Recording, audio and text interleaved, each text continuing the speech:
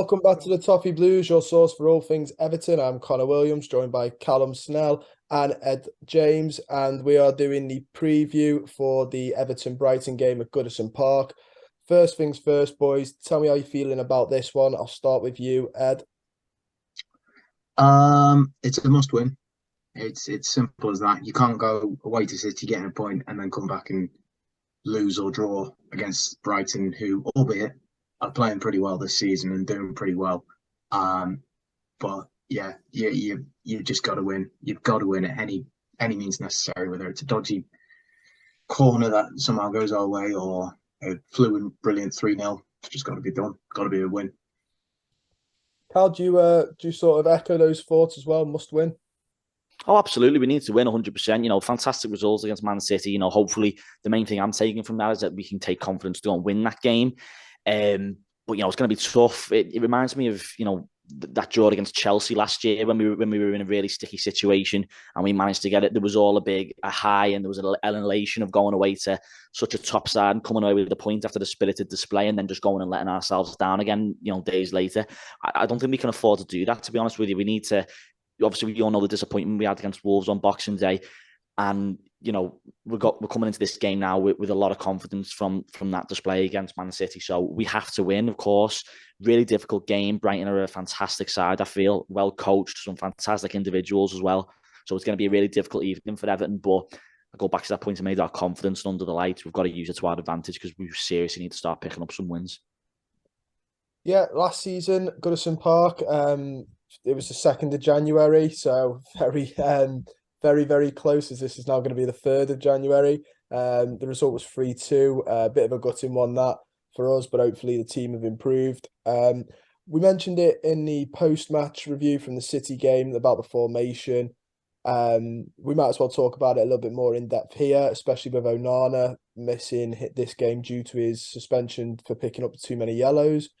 What do you think he's going to do then? Do you think he's going to stick with the 4, or do you think now Ben Godfrey, hopefully he's back? I've not heard that his injury was anything more than just a bit of cramp or whatever. How do you feel like he's going to set up going forward now, starting with this? I'll start with you, Cal.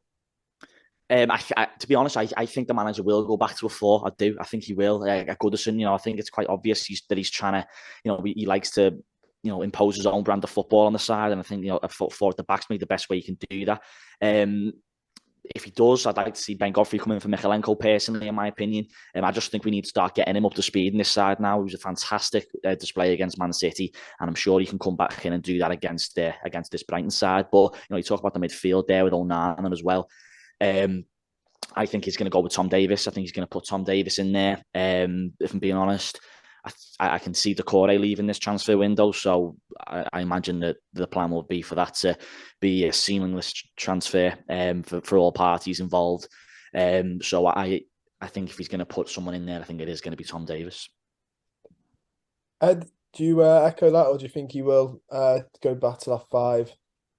I will repeat my thoughts of the previous video and just say I think if Ben Godfrey is fit and available, he'll stick at 5. And I wouldn't be surprised if it's Gay plays where Onana does, and then Iwobi drops back, and he might bring in another attacker, maybe like a Gordon or a McNeil, maybe someone like that, to maybe bring their confidence up, try something a little different, because we can go a bit more attacking in a sense against Brighton than we would against City. So I wouldn't be surprised. I also wouldn't be surprised if he does go to 4 at the back if Godfrey isn't completely fit. And then I probably would say that Davies will come in instead, and then obviously sticking with what they've got in terms of attackers. So yeah, I think though if Godfrey's fit, it'll be at 5.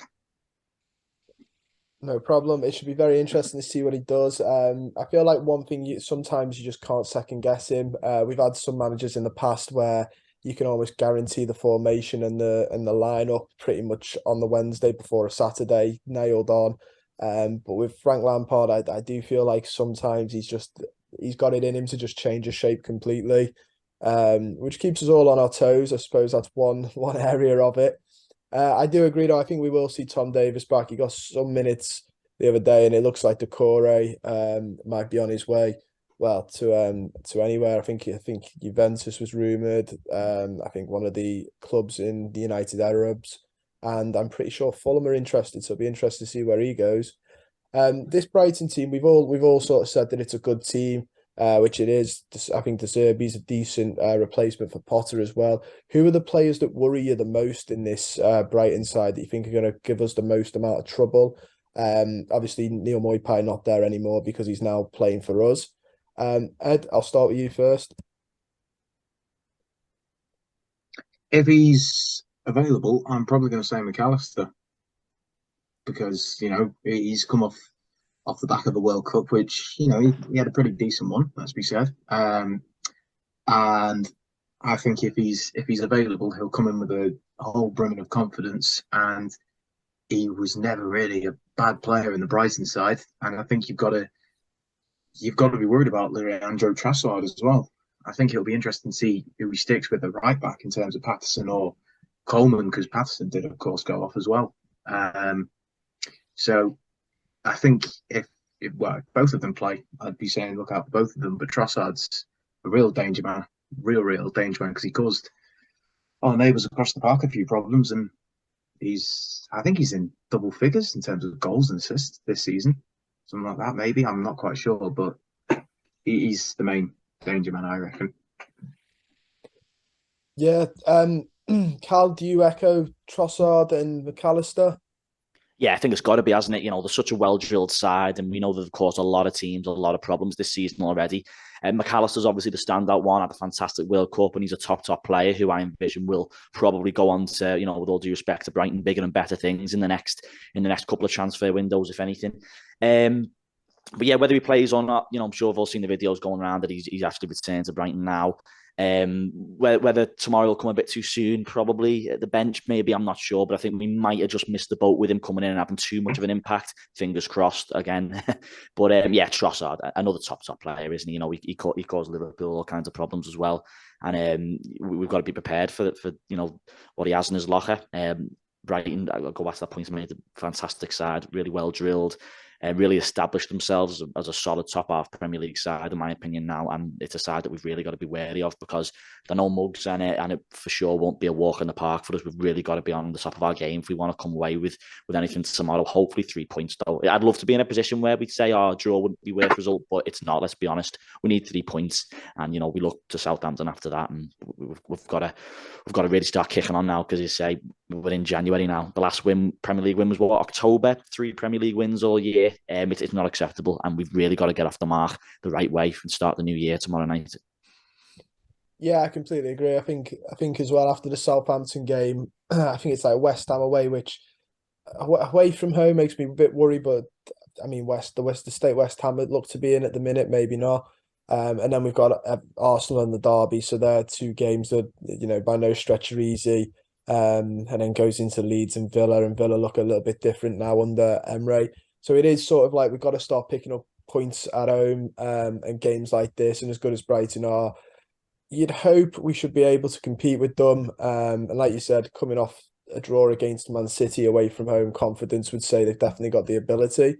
I mentioned Neil Moipai against his former club tomorrow. Do you think he'll get any game time, or do you think we'll start with Calvert-Lewin again? I think personally, we didn't cover it in the preview, but I think personally we looked a bit better now Calvert-Lewin's in the fold. I don't know about you. I'll start with you, Ed. I'd actually almost maybe look at starting both of them. See if you can start both of them. See if that will work. But no, you can't drop Calvert-Lewin. So if you do bring Mopai in, he's got to come in for, like, for example, if you stick at 5 at the back, you go with Gray instead. Maybe have Mopai as the out ball, but yeah, I don't see him getting any game time if Calvert-Lewin's completely fit, because you just saw how much of a danger he was, like against Crystal Palace, and even against City, was putting himself about a bit. So, Cal, what are your thoughts on it? Yeah, listen, Calvert-Lewin's the focal point, isn't he? If you put the right service into him, you've always got a chance, I feel. he's missed too much football for me already this season. We've got to get him in where we can, and I fully expect to see him starting tomorrow night. I do agree with what Ed said. I think I would like to see the two of them start together. I think maybe there's the potential for them to complement each other, but we're not in any sort of position to be doing any kind of experiments or anything like that. So be interesting to see further along the line maybe. But yeah, I think it's got to be Calvert-Lewin to start because Neil Maupay, he's not really impressed me so far this season, if I'm being totally honest. Yeah, no, I agree. And I think although Calvert-Lewin was one of the players to not register a shot at Manchester City, I think what you can see in the build-up is how much he brings to us. And the fact that we're lumping balls up and he can win them. Neil Maupay this season, I've seen too much of the ball being lumped up to him and it coming straight back to us, in all honesty. I'm going to ask for your your score predictions. I'll start with you first, Ed. 2-0. To us, I assume. Yeah. Tarkowski scoring and Cody scoring, let's say, for example. Sounds like a very set-piece heavy game. Cal? Yeah, 2-1 Everton. 2-1 Everton. Yeah, I must admit, I'm more inclined to go with either a 1-0 to us or a 2-1. I can't see us keeping the clean sheet if we get another goal. Just there's got to be a bit of Everton in there. Like it'll either be 1-0 with backs against the wall, or it'll be 2-1, and one of the goals is absolutely awful that we let in. But at least we've all said a win. That's some optimism. That is my last question. I just want to say thank you for joining me, lads. It's been a pleasure speaking to you. Cheers for having us on, mate. Thank you again for having us. Don't forget, guys, you can follow us on YouTube, subscribe to the channel if you're not already. It's a transfer window, so we're going to have lots of content. Like this video and comment down below your score predictions for Brighton. Hopefully there's a few more optimistic comments, and we'll see you guys soon.